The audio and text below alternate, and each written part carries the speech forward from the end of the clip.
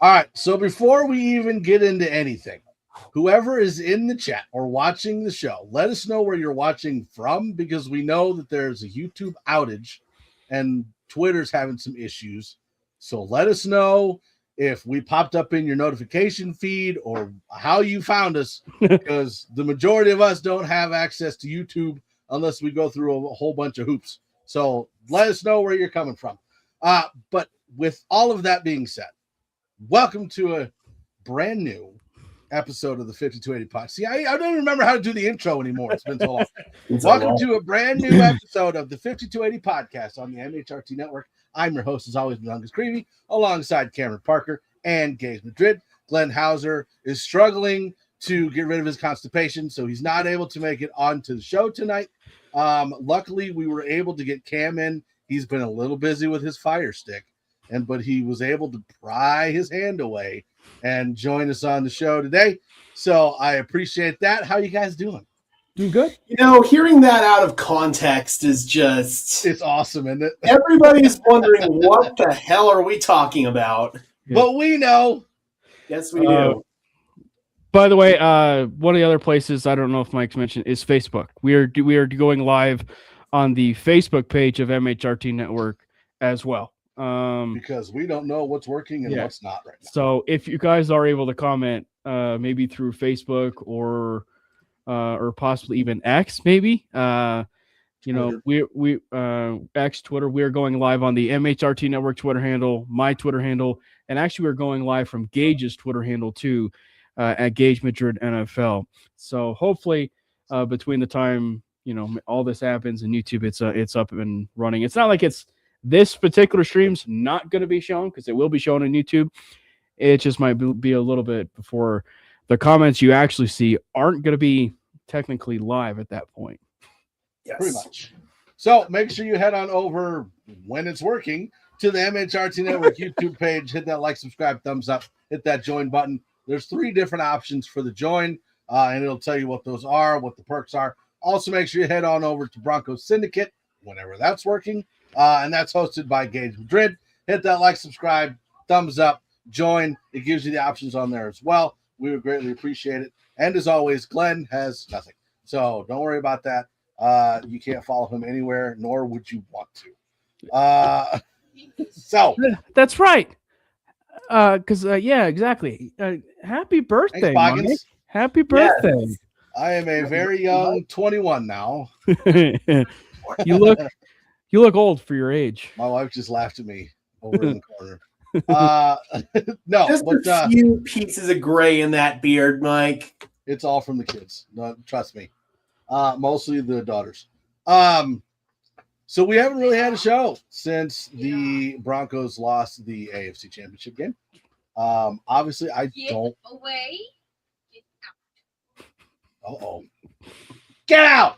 Obviously, I don't want to talk about the game because that was a long time ago and it sucked, and I really don't want to. But the big question I have for you, if Bo Nix plays in that game, do we go to the Super Bowl? And to follow that up, do we win the Super Bowl? Yes and yes.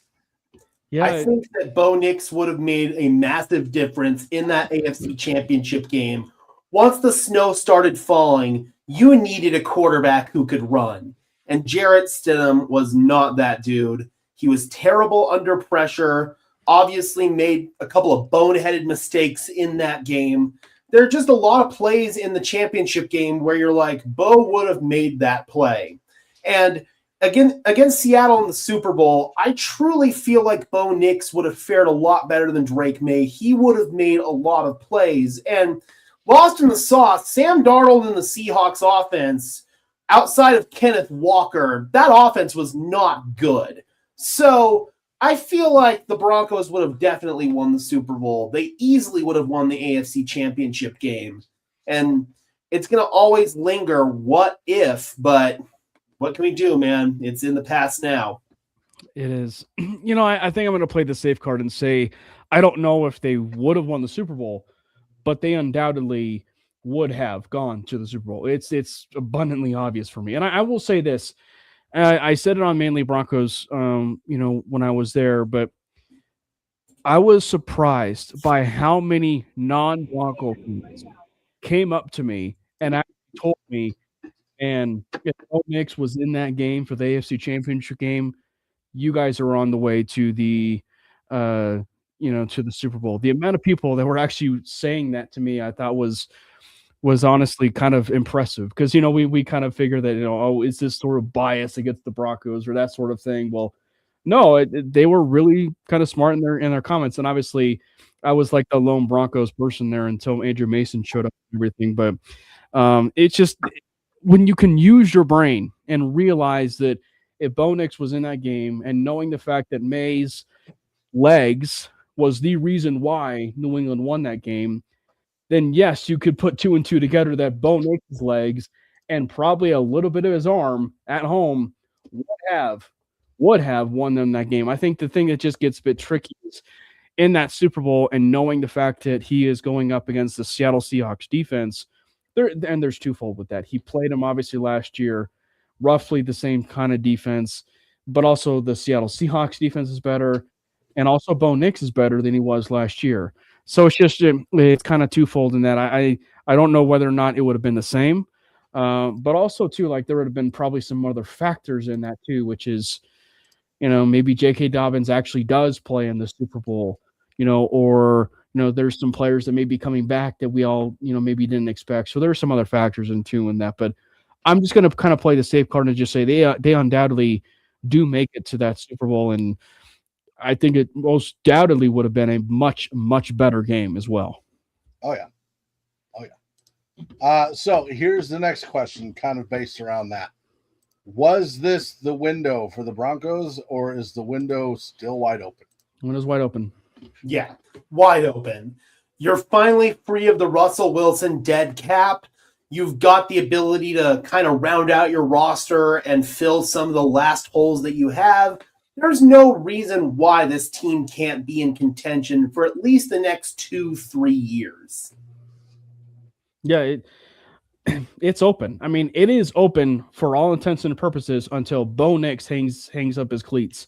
Until that closes, then yeah, that's when the Super Bowl window closes. It closes when the Walton Penner Group decides to be poor and not utilize all of its money and assets to build around this football team. That's when their Super Bowl window is poor and it's not even open. At that point, you might as well just hang it up and find a new ownership group at that point. It's just they've got such a good opening right now for their assets, for free agency.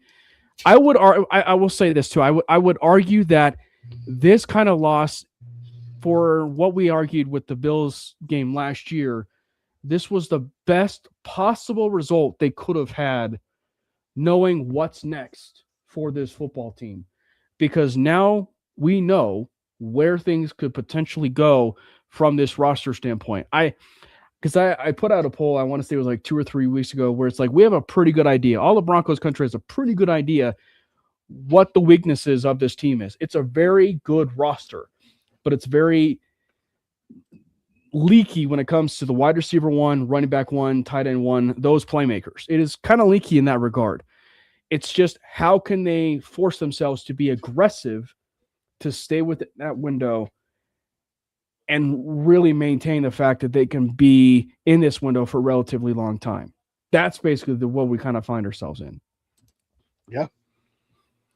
So going into all that, we talk about the AFC West, we talk about the teams in the AFC West, we talk about the Broncos window still being wide open for a Super Bowl, and then the Chargers get favored to win the West with Kansas City in second and Denver in third. Really? The Chargers. What have the Chargers ever done to be favored for the West again? I actually need someone to explain this to me like I'm 5. Like, I legitimately need someone to explain to me how a team went 14-3, and the Chargers, who were 2 wins or 3 wins less than ours, are favorites to win the AFC West. At the very least,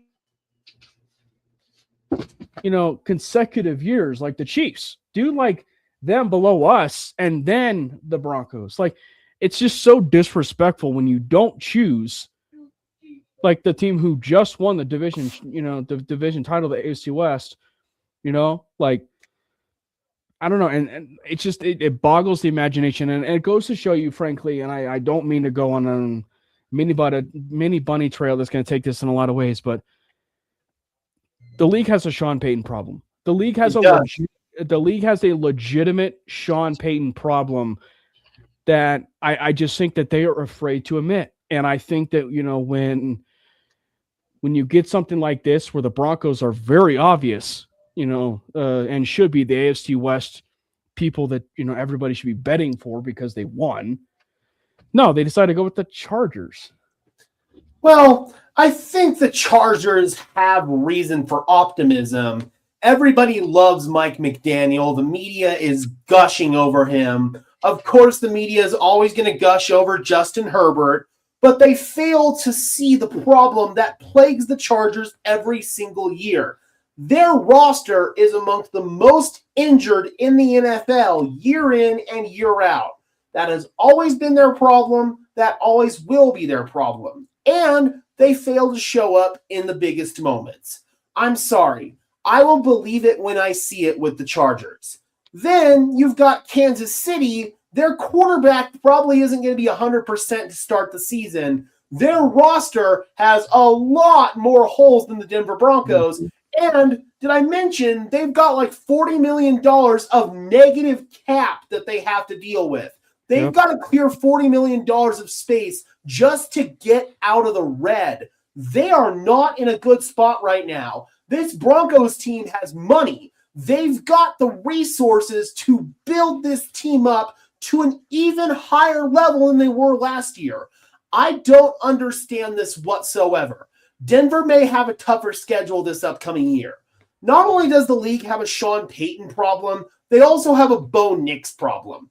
Bo Nix was rated by the NFL as the 18th best quarterback to start a game last season. Out of every quarterback who started at least one game, Bo Nix was 18, behind guys like Aaron Rodgers, Kyler Murray, Daniel Jones. Absolutely ridiculous. Until the Broncos get respect, I'm going to continue to call out the national media and call out Vegas for this bullshit. You mean the Kyler Murray that got benched isn't going to be on the Cardinals anymore? Kyler Murray. That guy. The Daniel Jones that forced the Indianapolis Colts to trade 2 first-round picks to an overrated corner. Yeah. Yeah. Randy and Broncos, I promise you, we're going to be getting to free agents and trades and whatnot. There's just a whole lot to catch up on. So I promise we'll get there. I think the second most cap space in the AFC West, losing men to the DC Hurts. Broncos have 28 million, 24 million in cap. 30. They're going to get a lot more once they do restructures and cut some dudes. I just say 30 right now. It's easy to round up and just say 30 million. Yeah. All right. So speaking of some of those changes, Jim Leonard is now the Buffalo Bills defensive coordinator. Saw that coming. Yep, good for him, man. He probably wasn't going to get that opportunity here in Denver. Definitely wasn't with Vance Joseph returning. He came to Denver with the hopes of advancing his coaching career, and he did just that. He improved his stock. It was already at a pretty high level when he came to Denver, but he mostly had college experience. Usually teams like to get a little bit more NFL experience under your belt before they straight up hire you as a coordinator. So good for Jim Leonard. I'm rooting for him there in Buffalo, and I wish nothing but success for him and his family. Unless he plays Denver in the playoffs, and then exactly. I hope you suck and you're horrible plays calls. Well, we are going to see Jim Leonard as well as Pete Carmichael, who also got hired by the Bills as their offensive coordinator. We are going to see them return to Denver this coming year. The Bills do play in Denver, so that is something that we're going to see. I will say, I think just the part of it that I think is so important for Jim, and it's the reason why it just seemed fitting that he was going to end up going for some jobs, was he's been picky his entire career.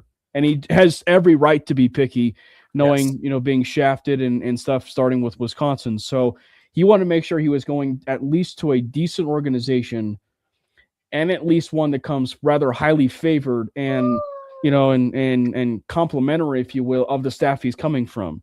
And what better compliment is the Bills saying to you as a franchise, the Broncos, than taking some coordinators and some even coaches from your staff? I mean, it basically says that that they really respected the heck out of you, even though you didn't coach necessarily as a defensive coordinator. They respect a great deal of you, and it also comes from Sean Payton himself. I mean, think about how praiseworthy Sean was for him to probably say something to Joe Brady that's like, "Hey, we were probably really close to actually having this guy be our defensive coordinator. You would be so smart to have him in your building." Because I mean, I think obviously the league, as we said, is a Sean Payton problem, but I think he's a genuine human being. Like, you actually have a sit down conversation with him, he will make sure that he has these guys coached and ready, and in terms of a decent tree in the National Football League. So they are still rather well respected. And Jim Leonard, even without Sean Payton, have been really well respected in this league. And even from college days, he was going to be getting a job here at some point. You just hope it was Denver. Yeah. Yep. Jack Kenna, is Peyton going to be calling the plays this year? This goes into the next thing, which is Lombardi was let go, and Davis Webb is the new offensive coordinator. Now, I fully believe Davis Webb is going to be calling plays. And that's just by some of like the press conference things, like Sean Payton saying that it's getting hard to get the play calls in on time the older he gets. And there was driving in the rain. Driving in the rain. There was a lot of issues with play calling throughout the season. And again, not all of that is on Sean Payton. I get that. Right. But at some point, you get to a point in your career where you're like, okay, it's time for me to hand this off. And I think we've reached that time. Like, it is now time to hand it off. Yeah. And even if Sean is still involved in the play calling, which I fully expect him to be, you just need a new voice on the headset. You need somebody who can transmit the message a little bit quicker, basically, because that's been the number one issue. Be it indecisiveness from Sean, or he's admitted it's literally hard for him to read the play sheet. You see him with those readers on the sideline sometimes. So that's something that you have to contend with. And I think Sean Payton has realized as he gets older, it might be better for somebody else to actually convey the play call, be in the headset, and get all that information in. I do believe he's going to give Davis Webb freedom to call what he wants. But if there's a play call that Sean doesn't like, or if there's a certain situation where Sean wants a specific play called, he's going to get that specific play called. I can guarantee you that. Sean's not completely taking his finger off of this, but he is going to let Davis Webb cook. I'm very confident in that. That's the main reason why Davis Webb is coming back here. He had other opportunities to go to other teams and potentially be their offensive coordinator, their play calling offensive coordinator, and he chose to come here. And I think Sean Payton basically told him, all right, dude, I'm willing to give you the play calling duties because I covet you and I value you that much. I think you're that critical to the development of our quarterback and the development of our offense as a whole. So Davis Webb is going to provide some juice. He's going to provide some new ideas, especially in the passing game, him being a former quarterback. I still want the Broncos to go out and potentially hire a new run game coordinator. That has been something I've wanted for a long time. The run game, from a schematic perspective, I think has some shortcomings, and I want that to be fixed. So that's something I still want to see, but I'm very excited for Davis Webb and the new life he's going to inject into this offense. Yeah, and sorry, Cam, don't mean to cut you off. I just want to get this point out. That the majority of NFL head coaches do that, right? Like, their offensive coordinator will call plays, defensive coordinator call plays, but then the head coach has the right to, on certain situations, like a 4th and 1 or, a 2-minute drill or whatever, where they'll be like, no, we're not doing that. We're doing this. That's how the majority of, at least I would say, of teams run, except for like the Sean McVays or the Mike McDaniels or the Matt LaFleur's, like those guys. Yeah, and it's important to have the conversation because there's two differing ideas, right? Would it have been enticing for him to go back to Buffalo, Davis Webb? Would it have been enticing for him to go back to Buffalo, a place that he's been to, knows Josh Allen quite well, but he may not have been able to call plays, but he's still around Josh Allen, an MVP quarterback. Would have been pretty beneficial there. Absolutely. Would have been very beneficial to be under Jesse Minter and actually work with Lamar Jackson, an MVP candidate as well. Absolutely. And so I think that there's this very differing idea where you have calling plays and also designing your designing a whole new offense. We're not going to get that. We're not going to get like a designing of a whole offense, but it's just going to be calling plays. Now, I think what will be interesting is the extensions of these plays that we see. Like, yes, the Evan Ingram play that we saw in preseason that was very successful that we ended up seeing at times in the regular season. We could see some extensions off of that. So I think that's just the side of this too, that it's just he's going to call plays. And the other side of this too is this is also going to allow Sean Payton, who maybe is at a crossroads of his career, to where it's like, you know what? I do love what I do as a play caller. And to be perfectly clear, I never had any issues with his play calling, just some certain things in game management and stuff like that, to where it's like, I had some issues with that, but I never really had issues with his play calling. It was just some, game management stuff.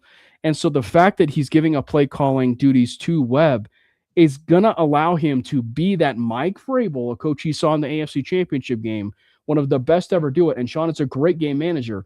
This is going to allow him to be that ultimate game manager of the defensive side of the ball, the offensive side of the ball, the special team side of the ball, a guy who loves dipping his toes in every single aspect of his coaching staff.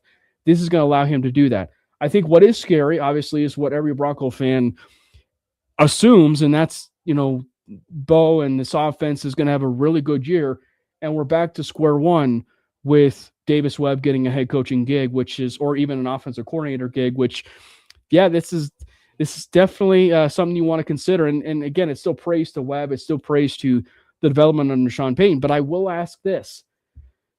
There were 10 jobs. There were 10 jobs in this head coaching cycle. I don't know what the future is going to hold for other head coaching cycles, but I am very curious to see, yeah, he's here for offensive play calling, but you also have to ask yourself the other elephant in the room.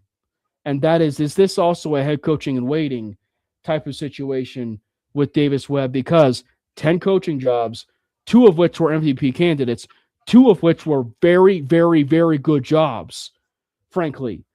Even before Brady, he was interviewed for the head coaching job with the Bills.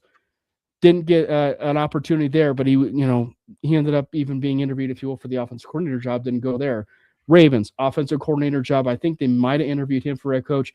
They ended up going with Jesse Minter. He had opportunities. Even the Giants, who went with John Harbaugh, he could have gone there as an offensive coordinator. Ended up turning it down. There's no guarantee we have 10 jobs this upcoming cycle after the 2026 season.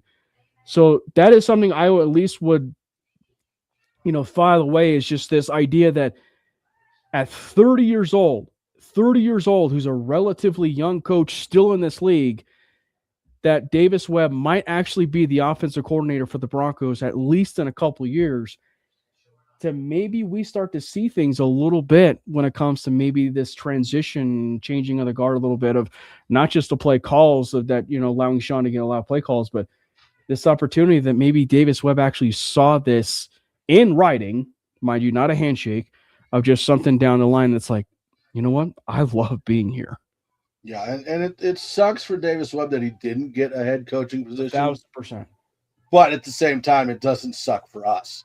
But with the amount of interviews that he had and how fast jobs were filling in, he was basically left with 3 jobs, and that's the 3 jobs you didn't want. No offense, Jack Kenna, but the Cardinals, exactly. The Browns, and the Raiders. Those are jobs that you don't want. Yep. I mean, Just number one, you've got a messed up GM and owner in Arizona. You've got a beyond messed up front office GM owner in Cleveland. And then with Raiders, you're looking at a complete teardown and build up. And you potentially are going to be losing your best player in Max Crosby. Don't know yet. But those are 3 very, very difficult situations to step into. Mm-hmm. And so it kind of makes sense that Davis Webb took his name out of the It run. really does. Like when you Yeah. I wanted to touch back on Cam's original point here about Davis Webb potentially being a head coach in the waiting. I don't exactly see it that way because I think Sean Payton still has a lot left in the tank. I think we still don't have want him Sean either. for 10 years if we want him. Like, he has been an excellent coach for this team. He has turned our culture around. He has 1,000%. turned us from a dumpster fire, bottom of the barrel organization to the premier organization that we know and expect the Denver Broncos to be.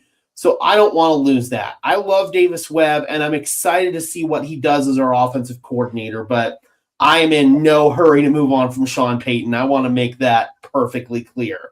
Another thing I wanted to touch on is what fans should realistically expect from Davis Webb, what's going to change, what's going to stay the same, because people in Denver are frustrated with the amount of screens that Sean Payton calls. I've defended these screens a lot on my channel. I believe that these screens are really good plays if they're used correctly, if you have a run game to support them, and if you have the personnel to run them. I don't think Denver has had the personnel to run these screens from a blocking perspective. Getting little Jordan Humphrey back did help that significantly. He's an excellent blocker on these screens, but from the tight end position, Denver has not had a consistent enough blocker. They don't have a guy who they can rotate in, and you don't know, is he going to be a pass-catching threat or is he going to be a blocker? They had Evan Ingram, who was the receiver last year, and then they had Adam Troutman, who was more the inline blocking tight end. You kind of knew what you were getting from both of those players.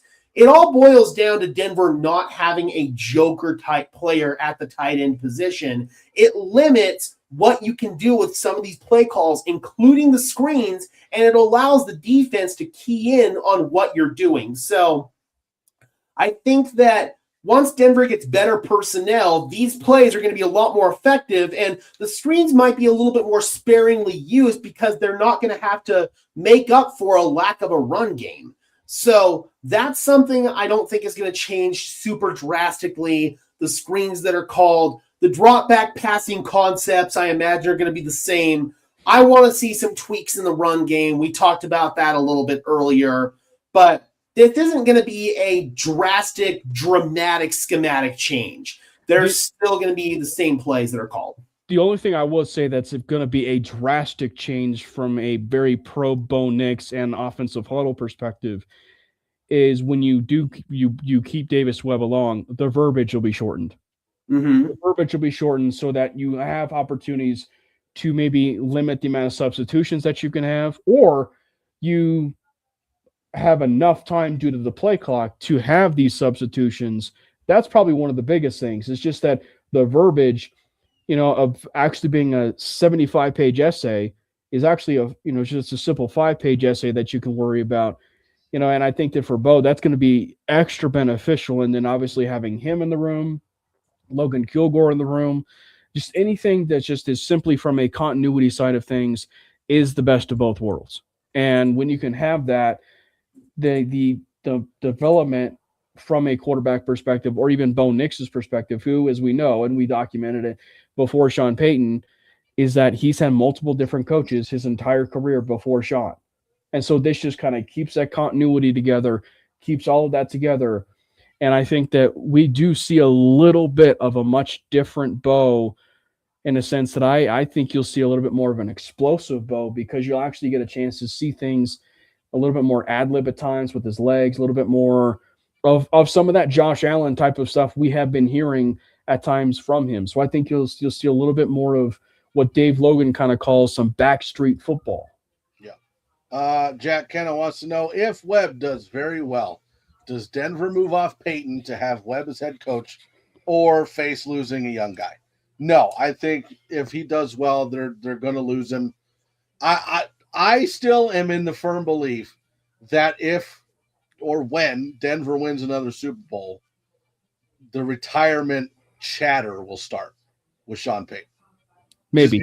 Just because at that point, is there that much more to prove? You got 2 Super Bowls under your belt. You've done it with 2 different teams. You drafted a rookie quarterback. got him as a top 10 quarterback. I mean, is there a whole lot left to do? I'm not saying he will, but let's say Denver wins the Super Bowl next year. That's an if, right?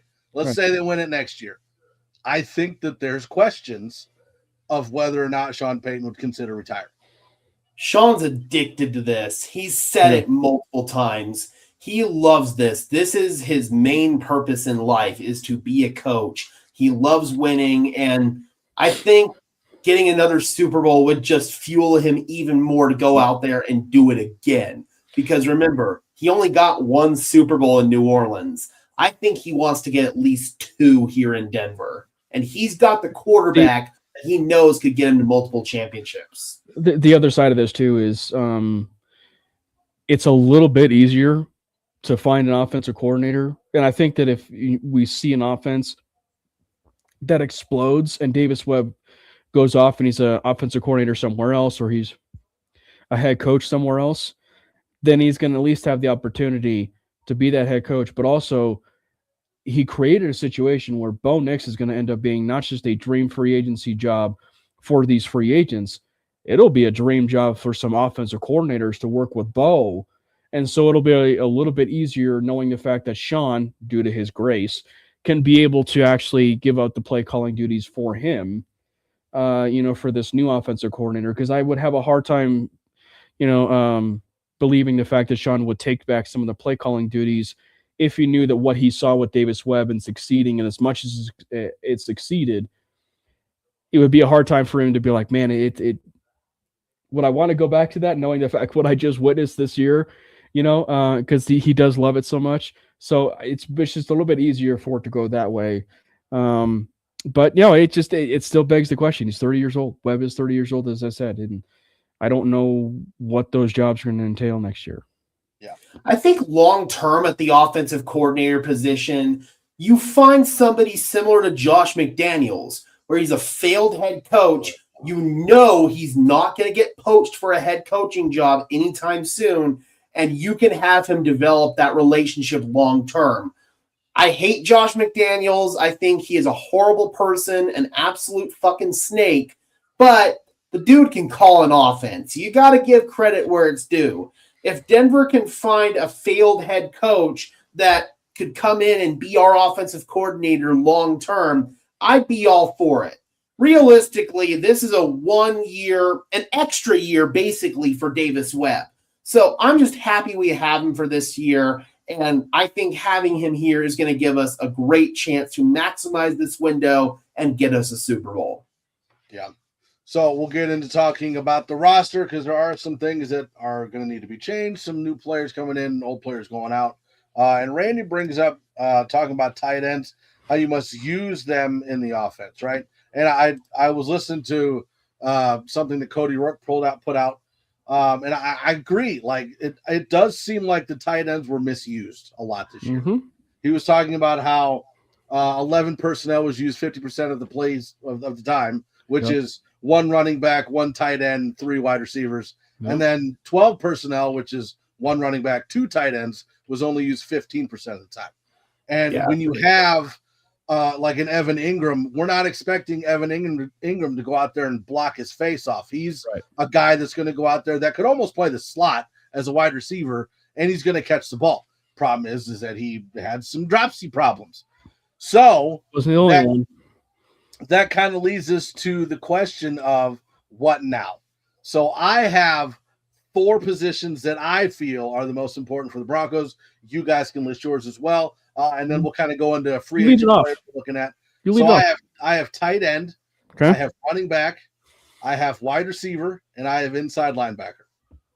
Now, the big question is, Cam, and this came out from Mike Kliss, apparently the Broncos are prioritizing re-signing Alex Singlenut to the Denver Broncos. And Justin Sternad too. Like he did them. But Sternad's not as fun to say as Singlenut. That's why I went with that one. And I would be a lot more content with bringing back Justin Sternad at this point in time. He's younger. He's played really well these past couple of years, especially in 2025. I thought that he took those next steps forward in his run defense, his coverage. It all looked really solid. So if we're going to pay somebody, I'd like it to be him. As far as Singleton is concerned, he's a warrior. He's a badass. What he did last year was incredible. But I have to look at this from a pure football evaluation standpoint. Why the hell are you bringing back a linebacker who can't cover?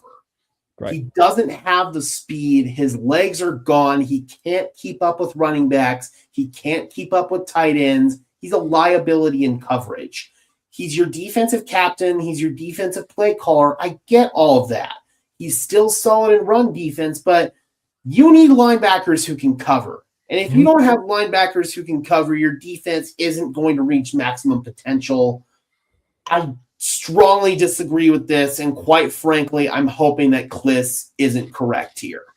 Yeah, and you and I are in the same boat, and because I made mention of it because of the fact that, like he mentioned, it's the top priority. There's a difference when you say the top priority and a top priority, because if you're saying the top priority, that implies something greater, which is like a complete rebrand of the linebacker room, which includes Dre Greenlaw, right? And maybe they do move on from Greenlaw, but I think Singleton's a free agent, Sternad's a free agent. Like, you know, Drew Sanders is barely healthy. Karen Reed, Lavelle Bailey, maybe there's that P word potential. Yeah, they're very unproven. They are very unproven still. And so when you look at the room, you're still forced to spend money, whether you're going to be keeping Dre Greenlaw or not. You're going to be forced to maybe spending a little bit more money when it comes to that linebacker position next to Dre Greenlaw. It just cannot be Alex Singleton or even Justin Sternad. I'm sorry, it can't. Justin Sternad kind of placed himself into the situation a little bit better, but placed himself in the situation that is just like PJ Locke a couple years ago, where PJ Locke earned himself a raise. He didn't play up to it, unfortunately, after that, but he, at least in that year that he had, played himself up to the raise. Sternad at least had shown that he at least has earned himself a raise. Frankly, he has earned himself a raise and performance to where he could play elsewhere, not here. And I think also, too, is when you look at the linebacking core and the linebacking position group that it actually has in free agency and even this draft, Denver can actually revamp its linebacking core even with Greenlaw on this roster. Like, you can have Greenlaw here, move on from Alex Singleton, move on from Justin Sternad, move on from Karen Reed, move on from Lavelle Bailey, and just completely revamp your linebacker room if you wanted to, with some of these off-ball linebackers that you can draft in this draft, or even in free agency, because this free agency and draft class is very, very deep when it comes to the linebacking course. So I'm hoping it also isn't just the top priority, because the moments it's also the top priority is the moment you also are blinded enough to not focus on the offensive side of the ball, which is the focus of this Denver Broncos offseason. I think it's wrong when you even look at it from the Singleton perspective, just because, he made some plays. He made some coverage plays here and there in some games. But we are looking at a whole product. We're looking at a whole product, and Singleton was garbage on wheel routes, coverage plays, everything that ended up being a big mistake on this defense was mostly Alex Singleton. Yeah, I wholeheartedly agree, man. And I really don't understand why this team is getting complacent at that position. And it scares me, because complacency is the number one enemy of a winning football team. They need to get better at that position. And when it comes to Dre Greenlaw, that's going to be a tough conversation. I'm leaning towards moving on from Greenlaw because the injuries are just a big concern. You had the suspension last year, which, BS or not, it still cost him time on the field and ultimately did cost his team there. So I just feel like Dre Greenlaw, that signing didn't work out. You need to cut your losses there. It's kind of the sunk cost fallacy.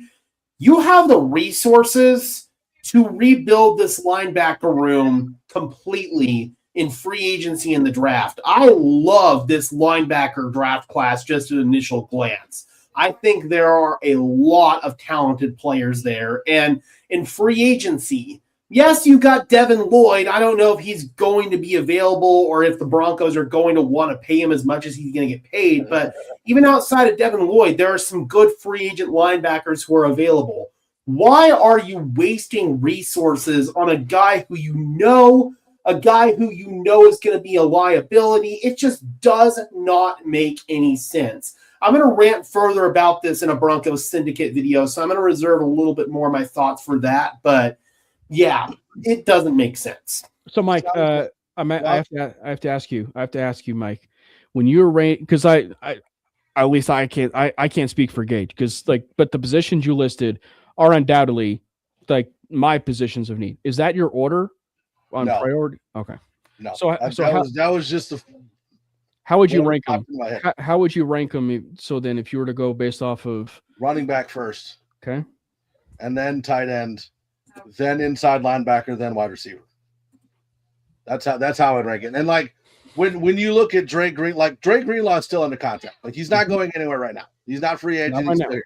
Yeah. And when you compare Drake Greenlaw to Alex Singleton, it's not even close. Like the talent that Drake Greenlaw has in both run stopping and in pass coverage is way over Alex Singleton. But the best ability is availability, and Drake Greenlaw was hurt. He was suspended. You also have to remember, and Drake Greenlaw said it, like, this is the most complex defense he's ever played in. So it's going to take some time for him to get acclimated. And if he's hurt and he's suspended and he's not playing, that's going to take even longer. Now, that doesn't excuse anything, right? Like, there were still some injury problems. But if I have to choose between Drake Greenlaw and Alex Singleton, I'm going Greenlaw all day. And then my pick at linebacker to replace Singleton is Jermaine Pratt. That's not a bad one. His rankings as far as run stoppage and coverage is pretty close. He's still, he's upper 20s. He's not in his 30s yet, but he's going to be cheaper than a lot of the like big name linebackers, and he's a good fit. Let me just put it this way. I'd prefer Pratt over Devin Lloyd. Would you prefer Pratt over Singleton? Well, yeah. No, I prefer Sternad over Singleton. I prefer Drew Sanders over Singleton. I prefer Lavelle Bailey and Jordan Turner over Singleton. Yeah. And again, this isn't ruling out any draft picks, right? Like, we don't know who they're going to draft. I'm just going to assume, based off of how they've done draft picks in the last 3 years, that we're probably not going to get a lot of production out of the rookie the first year, right? Yeah. So I'm thinking free agency's got to be where we got to get it. There are some linebackers who you might get some early production from, like Jacob Rodriguez out of Texas Tech. He's an early draft darling, man. Everybody loves him. And I think Rodriguez could come in and be a day one starter for you. I wanted to give my thoughts on positions of need in order. I would say number one, tight end, and a very specific kind of tight end, a two-way tight end who can play in line and in the slot, a David Njoku, somebody like that. I would love David Njoku here in Denver. Njoku's on my list. Yeah, he's definitely towards the top of my list. Cade Otton would also be a fantastic fit. I saw Landon talking about Otton a little bit earlier. Love it. You just need somebody to be an inline tight end for you. So wide receiver, definitely. Let me get your thoughts on Kyle Pitts then. Okay, Kyle Pitts is interesting. My second position of need is wide receiver. And I've been wanting to do this for years. Kyle Pitts is not a tight end. He can't play in line. He's got the same problem as Evan Ingram. If you moved him full-time to X wide receiver, he could be a superstar. Or even as a big slot, which basically is how Atlanta uses him. I think that he could basically be your upgraded version of Evan Ingram, but you still need a real inline tight end if you get Kyle Pitts. Okay. But wide receiver is number 2. You definitely need a number 1 receiver. You need somebody who can be a difference maker on critical must-have-it downs, somebody who isn't going to drop the ball like Cortland Sutton in a lot of key moments last year. Marvin Mims, Troy Franklin, everybody had the dropsies in that wide receiver room. Even Pat Bryant had drops at various points throughout the year. So I think wide receiver is definitely number 2. Running back is number 3. You need an RB1. And is that through free agency or the draft? I really don't know. Probably free agency because you have guys like Breece Hall, Tyler Algier, Rico Dowdle, Travis Etienne. It's kind of pick of the litter type situation there for running backs in free agency. And then interior defensive line. I think that we could probably use another body there because JFN, we don't know what's going to happen. Is he going to return or not? And so I think you do have to think about that. Potentially a big nose tackle. That's something I've been wanting for a long time, like a 330-plus pound nose tackle or a new defensive end. Inuwazurike might be in line to get some more snaps next year. At bare minimum, you're going to need a rotational guy. And then inside linebacker, that unit could use a complete facelift as far as I'm concerned. Well, and listen, in Madden, which is completely realistic, I was able to make a trade for Jalen Carter. So you never know. Yeah, of course. Everyone would love to have Jalen Carter. It only cost me like 2 first-round picks, a couple seconds, and a player. It's fine. Yeah, that sounds about right, actually. That sounds like a realistic package if they were to ever trade him, but they won't. Yeah, so I think for me, running back's number 1. Running back is number 1 in my opinion. Tight end is 2. But I think inside linebacker is 3 and wide receiver is 4 and 5 is nose tackle. And so I think that it's one where, as I said earlier, they need dire needs for, playmakers. They need dire needs for playmakers of wide receiver 1, tight end 1, and everything. But it's just the wide receiver position is so hard to predict because I need it to come out of their mouth that it's just end up being like,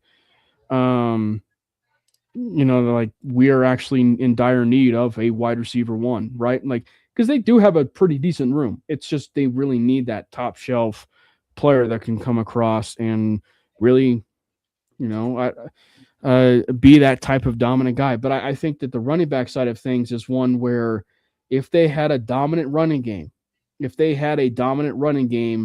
a healthy J.K. Dobbins, or even a Breece Hall in that game against the New England Patriots or that AFC Championship game, they go to the Super Bowl. They go to the Super Bowl. And so I think that for me, it has to be the running game. And is it a pipe dream? Yeah, I think it's very much like a pipe dream. But I am of the opinion that I want the best room possible. Yes. I want the best room possible. And what do I mean by that?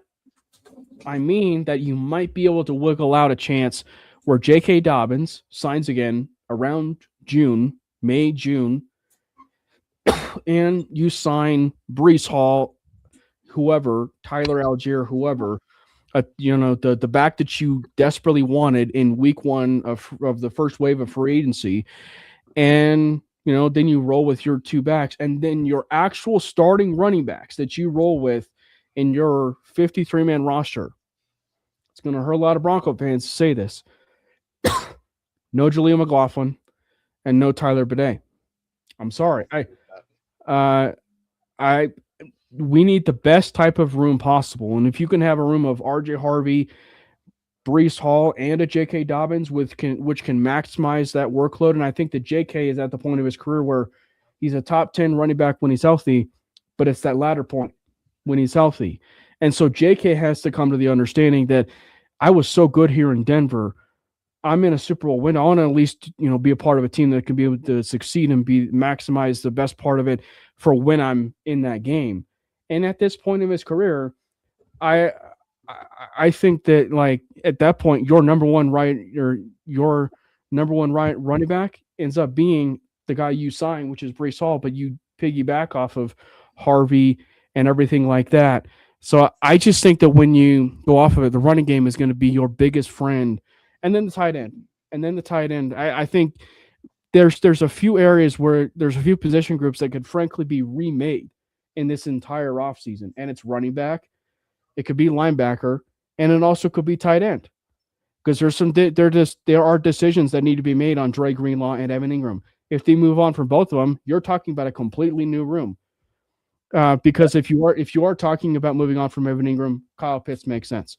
If you're moving on from Evan Ingram, Isaiah Likely makes sense. Yes. If you're moving on from Evan Ingram, then maybe Eli Stowers might actually make some sense here in the draft. But I just see a world where if they also want the best tight end room available, I have a suspicion that they probably want Ingram to stay one more year just to see what they can be able to do with Davis Webb. So go get Evan Ingram and go get the younger option at tight end. Go get Cade Otton. Go get Cade Otton that can be your inline tight end. Because I just have a hard time, and I'm not saying no. The guys like Njoku and Goddard and stuff like that. It's just you're still bringing in like a 30-year-old, tight end and everything still to that room with Evan Ingram, who's also in his 30s. So if you're able to, bring in someone like Cade Otton, you will have a young inline two-way type of tight end that could be able to stretch the field both inline and out wide between he and Evan Ingram. And you also end up having a room with Evan Ingram where you can just not be tipped one way or another that Troutman's in the game, Evans in the game. We know exactly what this is doing, which is exactly the problem that the Patriots ran into. So I want the best room possible when it comes to all of these rooms, and I think you can do it. Mm-hmm.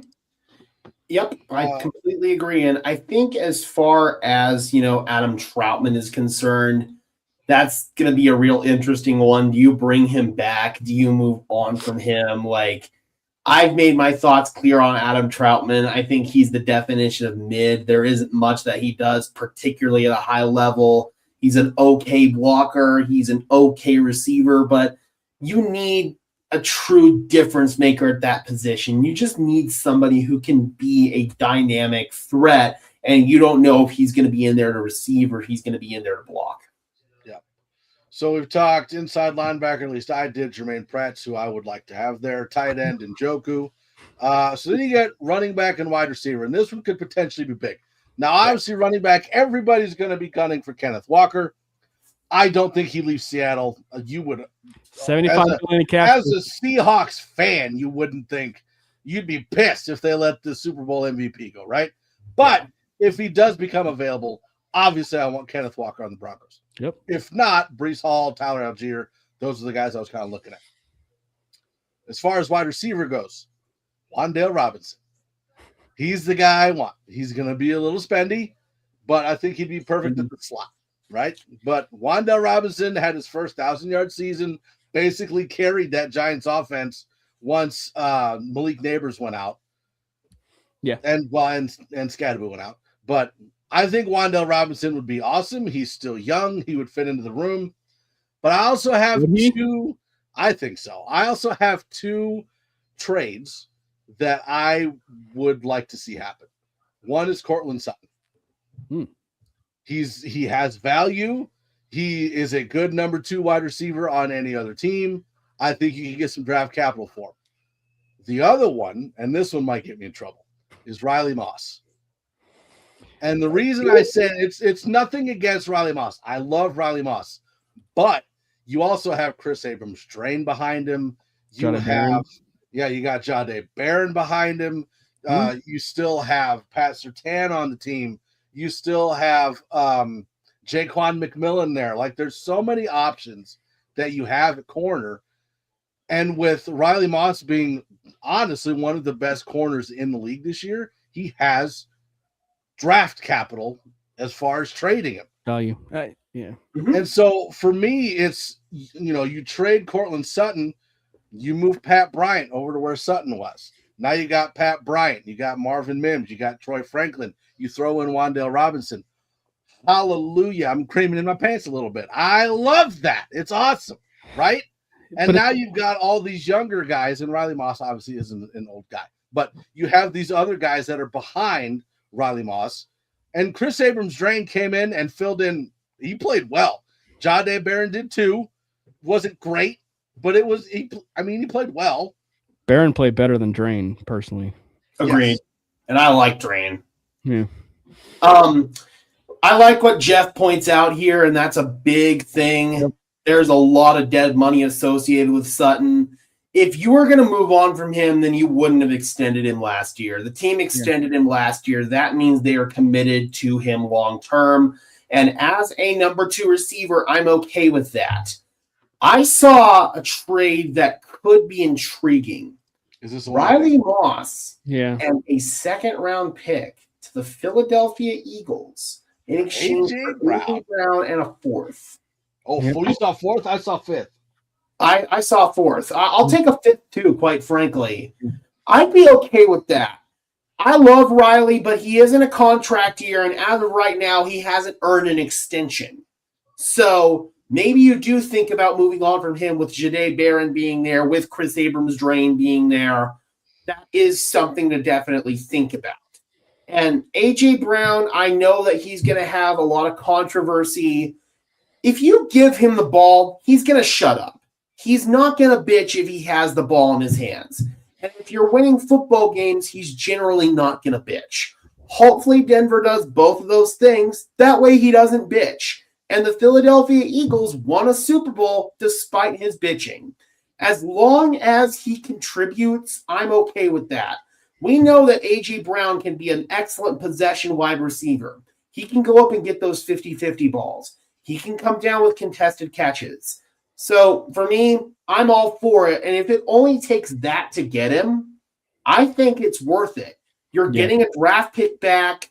Riley Moss, you're probably not going to pay him. So you get something in return there, and you move on from Riley Moss there, and you bring in A.J. Brown. I can totally see that. I don't think Sutton's going anywhere, but at the end of the day, you really do need somebody. I do think that a Z or a slot receiver could be in play here. Alec Pierce is a big-time name for me. I just think that the Indianapolis Colts are going to franchise tag him. They know how valuable he is to that offense. Yep. Jalen Waddle, he could definitely play Z for you, but is he really a number 1 receiver? I don't think he is. I think he's a high-end number 2. Well, and I mean, Tyreek Hill can jump on one leg down the field faster than most people can. No, definitely not. All the off-the-field drama. I made a video about this yesterday. I'm not touching Tyreek Hill with a 20-foot pole. Yeah. Unfortunately, where you're at in the draft, you're probably not going to land an elite wide receiver, and you're not going to be able to trade for one realistically. Justin Jefferson's not available. As much noise as he makes, as much as he might want out of Minnesota, they're not going to oblige. There's no scenario where the Minnesota Vikings are better with Justin Jefferson not on their roster. They're not trading him. As much as we all love him, it's not going to happen. So realistically, Denver needs to focus their attention on some of these mid-tier options that might not be everybody's favorite, but that's ultimately the direction I think they're going to go at wide receiver. But I at least from where I sit right now, I think there's a wide receiver option that is my favorite wide receiver option for pick 30. That's if they stay there. Whether that changes from now till April is anyone's guess, but Omar Cooper is my current pick for pick 30 right now. But I just think that for A.J. Brown, I've kind of come around on A.J. Brown, and I think that no, I would not. For one, he got T. Higgins. Well, maybe if T. Higgins is like a variant off of then maybe I can actually do something. But no, I just think that but they already signed T. Higgins to the contract. Okay, we have permission. We can do it now. But I just think. But I just think for AJ, it's like I've kind of come around on the idea where if you were to ask me what personality would I rather take an AJ Brown or a George Pickens, I'm taking AJ Brown, because AJ Brown's frustration was just simply with the offensive coordinator and everything that ended up being run in that system, and at times the quarterback. You know, Yeah. like I think Jalen Hurts is part of the problem too. That Not was that he's not a definitely good part of the quarterback, issue. but Jalen Hurts is definitely overrated. to a certain degree, but it's like, but still, like Pickens, there's a larger headache to deal with, which is him going out and gambling the night before a Raiders game, with CeeDee Lamb and them getting benched for 2 or 3 jobs. I mean, it's the Two Raiders. Are you worried about it? 2 or 3 quarters. I mean, but I just think that, like, when you look at it from the standpoint, it seems realistic that AJ Brown could actually work. So I've kind of come around on this whole AJ Brown idea, and I think that for Waddle, I am very intrigued by this because you're going to have the Tua release here at some point. That's going to be a lot of dead cap. They already have some dead cap that's already on the books with some of these other moves that they've already made. They probably are going to be extending Devon Achane here at some point. He's a free agent here in 2027. File that one away.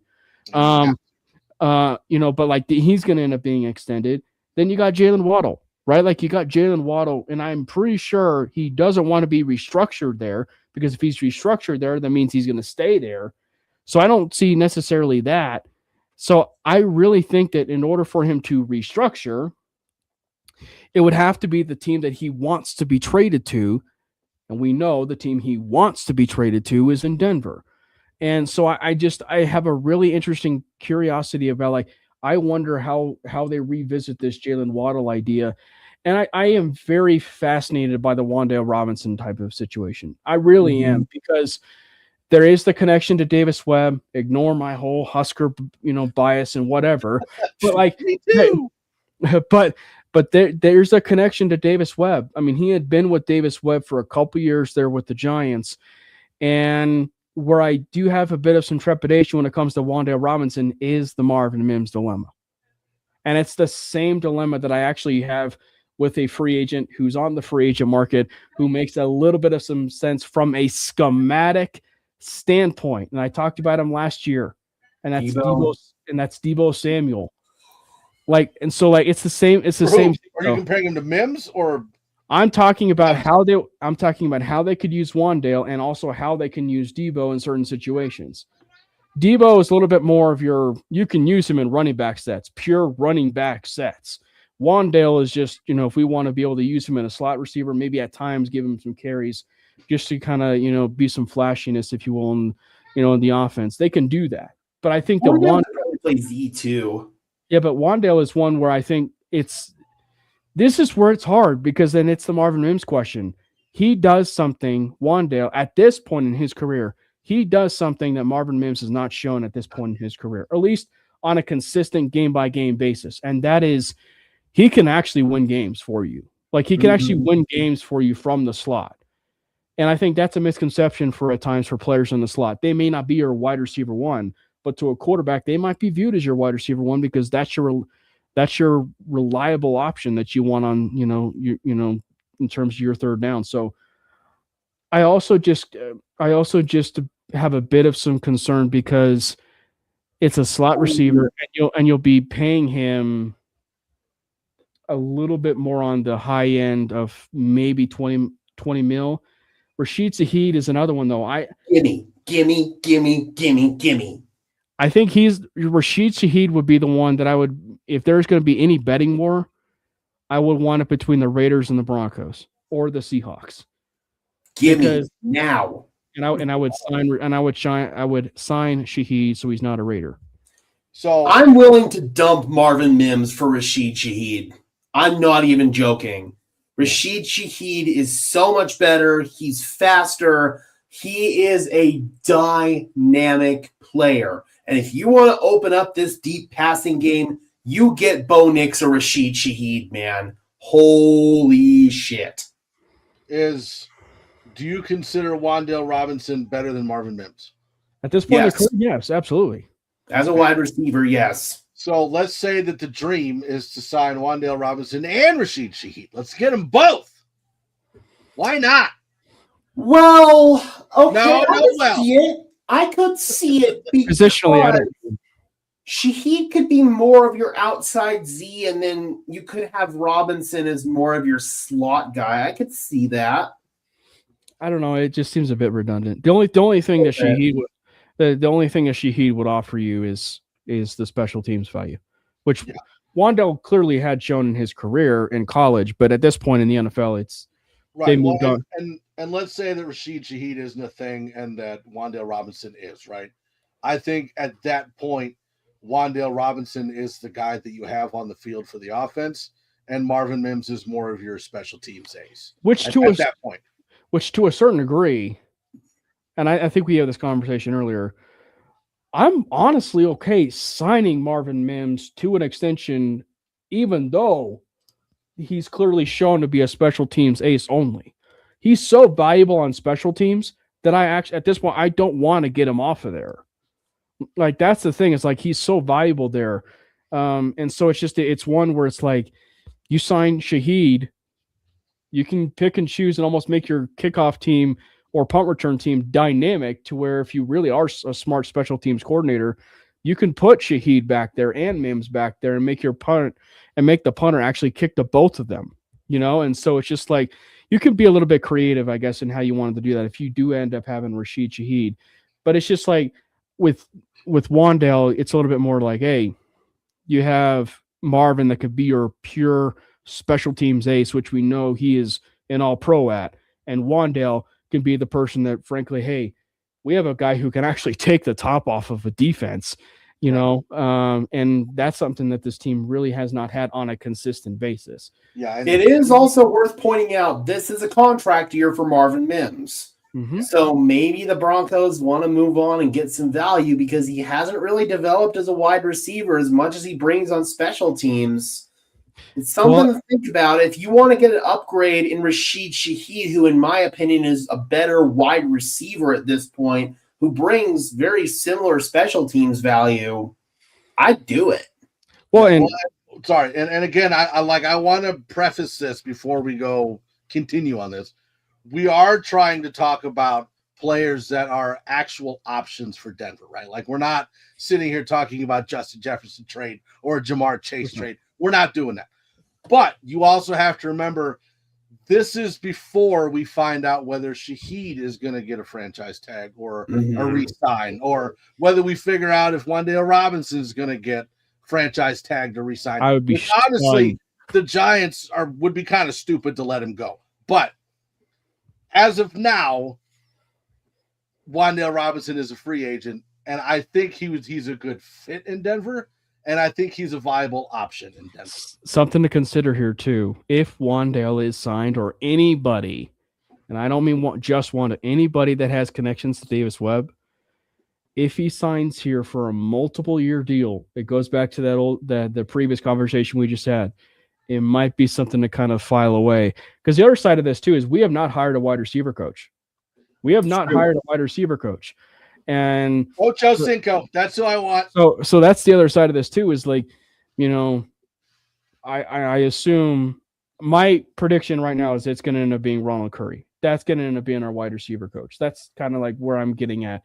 But I just think that when you look at it, and for what things are worth, if they do end up having a new wide receiver coach who ends up having some chemistry or he knows of Davis Webb,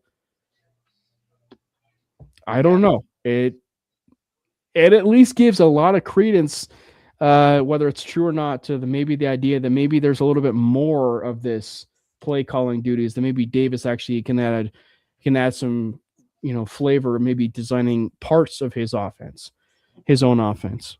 Yeah. So obviously, wide receiver is the juicy one to talk about. Everyone wants to talk about that. Honestly, I think running back is a little bit more important. My personal favorite pick out of the free agents would be Tyler Algier. But I really, really, really, really, really want Denver to take Emmett Johnson in the draft. And we'll get into like more draft stuff later, but I really, really, really, really, really want Emmett Johnson to go to Denver. And he'll probably be like a late second, early third, mid third round pick. Wouldn't be surprised. Can I ask you, like, if you were drafting Emmett Johnson, what do you do with RJ Harvey at that point? Well, Emmett Johnson and RJ Harvey do two different things. I don't know. The only thing that's different about Emmett Johnson, he's a bit of a tougher runner between the tackles. Right. Well, and I think RJ Harvey's and again, this isn't saying that RJ Harvey's not going to get better, right? Rookie year, of course. But when you look at RJ Harvey, you see that guy that's going to go out and get the screens. You see that guy that's going to get pitched to the outside, right? You get Emmett Johnson that's going to be able to run in between the tackles and can move and cut and do all the things that RJ Harvey was struggling with in the year. Then you get Tyler Algier, and he's kind of your bigger back, right? Like you can move him back and forth between running back, fullback. He can be your blocker, however you want to use him, right? It's kind of exciting. But then you have J.K. Dobbins, right? Like he's a free agent. But, and nothing against J.K. Dobbins, talent-wise off the chart, but he cannot stay healthy. Right. And I understand that it was a hip drop tackle that took him out, not his fault. No. But again, he's hurt again, year after year after year. And it's not that he's not good, he's just not there. Like, I'm not saying the running game, and I'm not saying the running game would have been perfect with him back, but good God, it would have looked better than it did in the playoffs with him there. I don't know. That running game was really damn good in those 10 games that JK was healthy. And I would not be opposed to bringing him back, but he can't be the number one option. He just can't. Even if you were to bring back J.K. Dobbins, that shouldn't stop you from signing a back in free agency or drafting one, or even both for that matter. Yeah. I think that the Broncos are going to go in on somebody like Breece Hall. Hall's probably my number one target if he's available. I still think there's a chance the New York Jets retain him, but if he's available, that's target number one. Algier would be my next plan. I love Tyler Algier. He'd be a great fit in this offensive scheme. Rico Dowdle's another one. I think he'd be an excellent fit. Travis Etienne, I don't know, a little bit more redundant with RJ Harvey for me, but I could definitely see it. But my top three would probably be Breece Hall, Tyler Algier, or Rico Dowdle. You know, is Rico Dowdle the guy the starter though? Yeah, I'd be down for that. Rico actually kind of finds himself into a little bit above, but also the same tier as what, J.K. Dobbins was last year. I mean, he's pretty slept on. Like he's pretty slept on to a degree where he's not really that offense for a few weeks there. Yeah, he literally carried it. So I think that Breece Hall, Kenneth Walker should be your top two, dreams if you can. But I just think that we also have to have the world where, at least have the world where there's the possibility with $70 million or more cap space, the Seattle Seahawks at least do try and retain Kenneth Walker. Yeah. At least the current rumor and the current rumblings right now are the Jets are stupidly going to be franchise tagging Breece Hall, which puts it at about a $14.5 million clip for the running back position, which is an absurd amount for, frankly, Breece Hall. So if that happens, I don't know. I'm not entirely sure I like the idea of going that route, because at that point when you're trading for him, you may or may not be giving up a first round pick and then paying the $14 million as a baseline for your new deal. I don't know if I like that either. So frankly, the one I struggle with the most is a player to a certain degree, like an Emmett Johnson, like a Wan'Dale Robinson, but like some of these players that are fits, but there's already some players in here that are kind of do some of the same thing. We just haven't seen it yet in its full capacity. That's where I'm at with Travis Etienne. I think if you're looking at it with this Broncos offense and with everything that they have, Travis Etienne, of all the players that are in free agency right now, might actually be the best seamless fit, like a glove fit for this team. But he's another one. He actually is from Clemson. Trevor Lawrence is from Clemson. They played together in Clemson. They're playing together finally with the Jacksonville Jaguars. They've had a good year with the Jacksonville Jaguars. It's hard for me to see him leaving Jacksonville, especially knowing, the season that he just had. But if he does, schematically and from a fit perspective, Etienne just makes so much sense from a fit perspective as a player fit of ETN. The question is just, do you limit RJ Harvey's passing receiving snaps? Do you limit some of the rushing attempts from Travis Etienne?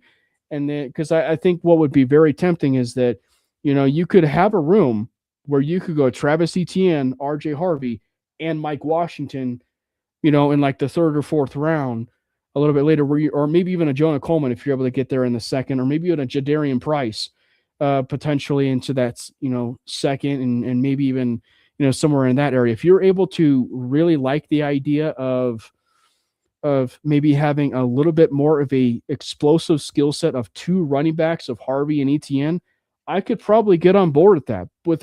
With how good Harvey was as a receiving back, and then you can basically bring a version of that, like a super soldier serum of that, to this offense with Harvey. It'd be a good teaching tool for him going forward. So I love the idea of ETN. It's just I don't know if I'm on board with it just from the how could it be able to work from a Harvey and ETN standpoint. But I won't say no to an idea like that. Rico, I don't know. Algier is the fascinating one because he found himself in the NFL version of, basically what Roshan Johnson was to Bijan before Bijan came to the NFL, to where it's like, is he really valuable as a starting running back? Well, he did have 1,000 yards before Bijan came in, right? He did have 1,000 yards, so he at least has that on his ledger. He doesn't fumble all that much either. But also a lot of that ends up coming because of the workload and everything that he had in Atlanta, right? And also the cost efficiency that he could probably bring you. So he also kind of, puts forth that maybe how high you want to sign him could dictate maybe you want to add maybe a J.K. Dobbins a little bit later. I would be actually in favor of a Tyler Algier, J.K. Dobbins, and R.J. Harvey room with no one else. And I think of all my wishes in this running back room, I do not want, and look, I respect how hard Julio runs. I respect how hard Bidet has been at times in some of these screens. I want 3 running backs on this roster, and that's it. I want Tyler Algier or whoever. I want J.K. Dobbins and whoever, a draft pick, whatever, R.J. Harvey. I just, at the very most, I want 3 running backs on this team, not 4. 4 is excessive. 5 is excessive. Give me 3. I mean, there's a great running back that was in, good Lord, that was in Dallas that we could probably make a trade for. Javonte Williams. We'll go get him and start it all back up again. No. So we went over a little bit of the roster, a little bit of the needs. Obviously, we will continue to dig into stuff on other episodes as far as free agents. We'll break everything down free agent-wise. We'll break down contracts with cap space and offensive linemen and all kinds of stuff. We'll get into all that as we go. Today was just kind of a catch-up and these are the issues, these are players that we like, but we'll break it down more as we go. But we do want to thank everybody for joining us in the chat tonight. I have one more question, and then we're done. Are there any playoff teams from this year that will not be in the playoffs next year? Hot take, New England Patriots. I was going to say the same thing. Mm-hmm. I got another one, Chicago Bears. I got the Panthers too. That's a very good one as well. I think Panthers actually might be the most obvious one. Yeah, of course. Honestly, Especially if the Bucks get their stuff together in that division, or Atlanta. I think I'm going to throw the Jags in there too. I don't know. I think the Jags are in pretty good shape. I don't trust Caleb Williams for the Bears. He's average at best. What's that? He's average at best. I mean, he has incredible, explosive, highlight level plays, but he does not have the down-to-down consistency. Like once or twice in the fourth quarter. Yeah. Exactly. I take those out. He's that average quarterback.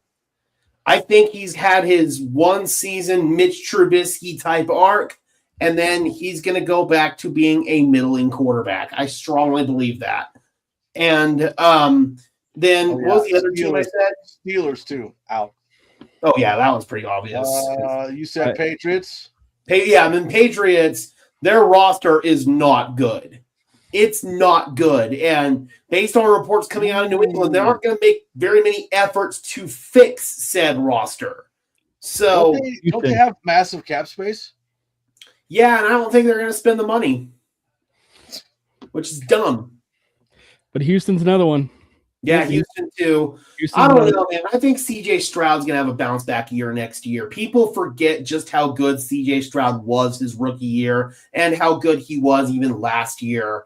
CJ Stroud is a good quarterback who had a bad stretch. He's going to bounce back this year. They just got to do the smart thing and build around him with that offensive line, though. Yes, for the love of God. They can't sit on their hands and not give him some offensive line, or frankly have offensive line. So if we go 4 teams, we'll say Patriots aren't getting in. Mm-hmm. Steelers. I actually have a take that I think it's not even. It may be playoffs related, but it's also relative to the Patriots, and that's Drake May won't be seeing the Super Bowl for quite some time. I agree. I think that's going to be Drake May's only Super Bowl. Mm-hmm. That's my take. I'm going a bit further. I'm saying I don't think Drake May sniffs a Super Bowl for at least 5 more years. Mm-hmm. I agree. And it's not going to be because of him. It's going to be because of the Patriots organization. Yeah. Okay. And I did talk about nose tackle a little bit there, Jack. Yeah. I did. Well, and again, we'll dive into everything a whole lot more the closer we get to the draft, the closer we get to free agency, while free agency is going on. We're just not going to break it down tonight because I don't want to be here for 4 hours. Yep. And honorable mention here, they didn't make the playoffs this year, but I don't think they're making it again next year either, and that's the Indianapolis Colts. Yeah. Ooh, even with Daniel Jones back? Nope. Coming off the Achilles, he's not going to be the same dude. I don't think he's going to be a bad quarterback, but he's not going to be that quarterback who elevated their roster at the beginning of the year. He's going to look more like the Daniel Jones we saw in the Kansas City game, the Houston game, and then the Jacksonville game that he got hurt. He's going to look like the Daniel Jones who is playing on a broken leg for 3 games. Yeah, the other one is it's just the other to the point is like it's just really hard to actually see a year that doesn't involve at least 1 or 2 of a Mahomes, an Allen, a Lamar, and a Burrow. So like that's just the other side of it too. Like when we were having this conversation, it's just impossible to not have an open year like this. And it's one of the reasons why a lot of people, Bronco fans, ourselves included, you see us crying in a corner or in our shower with the water on because we just felt like, that was our year. Because we, and why was a possible Super Bowl year. I will say this though. I will say to type on our beginning conversation, Mike, when you asked about do we feel like the Broncos actually win the Super Bowl? I will say this though. This was probably what brings it is this was probably our best year to win a Super Bowl. And that's probably one of the reasons why it also stings. But it's also not done. So like that best year to win could end up being one where they still win one down the line, right? Like, because we always say so often about what could have happened in that 2012 year? The 2012 year where the Broncos should have gone to the Super Bowl. And then by a shortened arm length of Raheem Morris. That was our best team in the Peyton Manning era as far as I'm concerned. And really? I think so. From top to bottom, that roster was loaded. Better than 2013? Yes. They were a better roster. They had a better defense. The Seahawks got to prove that why the 2013 team wasn't. Because Denver didn't have depth in 2013. They could have withstood the injuries they had in 2013, in 2012, but that following year, they did not have the same quality of depth. Okay, so let's flip it to the other side. You take the Bears out. Who goes in? Detroit? Or do you think Minnesota goes back after Kirk Cousins and turns it around and they get I do think Minnesota has a better year. Yeah, I think Minnesota has a better year because I think they go get Aaron Rodgers. Oh, can that guy just leave? I think Minnesota's going to get Aaron Rodgers. He's going to complete the Brett Favre arc -1 quick stop in Pittsburgh. It's got to happen. He wants to go there, and I think he could elevate that roster enough.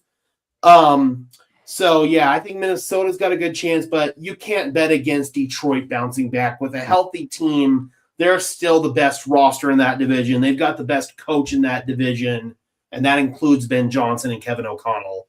By the way, I've been hearing just the rumblings, or seeing some rumblings within some social media. Another trade target the Broncos could target that makes a ton of sense is the guy who wears number 5 for the Detroit Lions. Yes. Montgomery? Yes. Because there are some rumblings coming out of Detroit that he might get released. And if there's a team that Detroit might be willing to do some business with to recoup some assets for that potential release, I said it. could very well be Denver. All right, well, we'll get into that in a different show because Sure, yeah, we're almost an hour and a half. I gotta go to bed. Mainly time here. No, you don't. No, you don't need to go to bed. Yes, I do. I'm old. I'm 40 now. I don't have a 3 in front of my number. And he's an hour ahead of us, Cam. Yeah, I'm an hour ahead of you, jerk. It's only 9:30. Still, my kid's got to go to bed. He's a boomer. He's got to go to bed by 10. I am a millennial. Thank you. I'm not a boomer. All right, we want to thank everybody for joining us in the chat. It's been a fun show. Even though we didn't know if people were going to join us or not because YouTube stupid, we want to thank everybody for joining us. Anyways, make sure you head on over to the MHRT Network YouTube page. Hit that like, subscribe, thumbs up, and that join button. We have many different shows on Tuesday, Wednesday, Thursday, Friday. The neighborhood will be back if the Avs make the playoffs. So make sure you check that out. Shut your face. I was going to promo your show, but now I'm not going to. No. Make sure you also head on over to Broncos Syndicate, hosted by Gage Madrid. Hit that like, subscribe, thumbs up, and hit the join button. One of the shows that we have that is, see, you're yawning, so you know it's time to go. One of the shows we have on Wednesday is mainly Broncos, hosted by Cameron Parker. So make sure you check that show out. And again, we want to thank you all for joining us. It's been a great night. Mo Badson. It's been a great night. We love the Broncos. We love Broncos country. We'll see you guys later. Peace. Fast lane when I pass in the street. Bag of money in the passenger seat. Simcoe's been asking for me on the road from the west to the east.